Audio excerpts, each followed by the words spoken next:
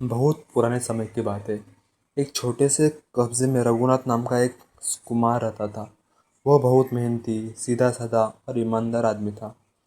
उसके बनाए हुए मिट्टी के घड़े और दिए पूरे इलाके में मशहूर थे। रघुनाथ का जीवन सादा था, लेकिन उसका दिल बहुत बड़ा था। वह हमेशा कहता था, मिट्टी चाहे कितनी भी सस्ती हो, अगर मन से गढ़ो तो वही भी सोना बन जाती है। एक दिन कस्बे में एक धनी सेठ गिरधार लाल आया। उसने रघुनाथ से कहा, मुझे तुम्हारे जैसे कारीगर की ज़रूरत है।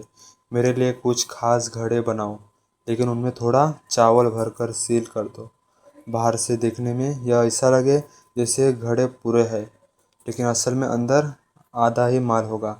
मैं इन्हें महंगे दामों पर बेचूंगा और तुम्हें भी अच्छा इनाम दूंगा। रघुनाथ ने शांत स्वर में कहा, सेठ जी, झूठ और छल से कमाया धन कभी टिकता नहीं। मैं ऐसा काम नहीं कर सकता। सेठ को गुस्सा आया। तो फिर तुम्हारे लिए मैं गोदाम में कोई जगह नहीं। रघुनाथ ने सिर झुकाया और चला गया। काम छूट गया, लेकिन उसकी आत्मा शांत रही। अगले दिन वह उदास मन से नदी किनारे बैठा था। ठंडी हवा उसके चेहरे को छू रही थी और वह सोच रहा था, ईमानदारी का रास्ता हमेशा कठिन क्यों होता है। तभी एक बूढ़ी औरत वहाँ आई। उसके सिर पर 3 घड़े थे। उसने कहा, बेटा, मेरा हाथ कब कमज़ोर है। ये 3 घड़े मुझे पहाड़ी के उस पार मेरे बेटे के घर तक पहुँचना है। अगर तुम मदद कर दो तो मैं तुम्हें 3 चांदी के सिक्के दूंगी। रघुनाथ ने बिना कुछ सोचे उसकी मदद के लिए हामी भर दी। रास्ता लंबा और कठिन था। पहला घड़ा उठाते ही उसे लगा कि यह बहुत भारी है। उसने पूछा, माई, इसमें क्या है। वृद्धा मुस्कुराई, यह मिट्टी और अनाज का मिश्रण है बेटा, जीवन का एक बोझ जैसा।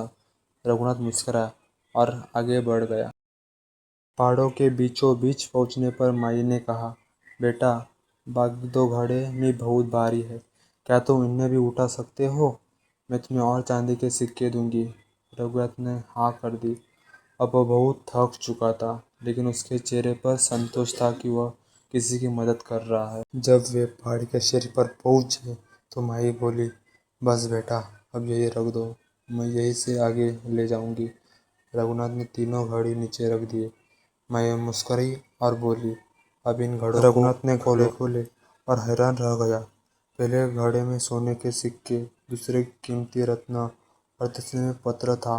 पत्र में लिखा था, रघुनाथ, मैं इस राज्य की रानी सुरभि हूँ। मैं ऐसे ही व्यक्ति को तलाश में थी जो अपने स्वार्थ से ऊपर उठकर सच्चाई और मदद का रास्ता चुने। तुमने बिना लालच के मेरी मदद की, इसलिए ये धन तुम्हारे लिए आए। रघुनाथ की आंखों में खुशी के आंसू निकल आए।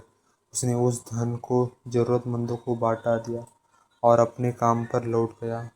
दोस्तों, कभी भी जिंदगी हमारी परीक्षा इसी लेती है जैसे वह कोई साधारण घटना हो, लेकिन जो इंसान सच्चाई और ईमानदारी से डटा रहता है वही असली विजेता होता है। याद रखिए, सोना चमकता है और मिट्टी की खुशबू दिल जीतती है।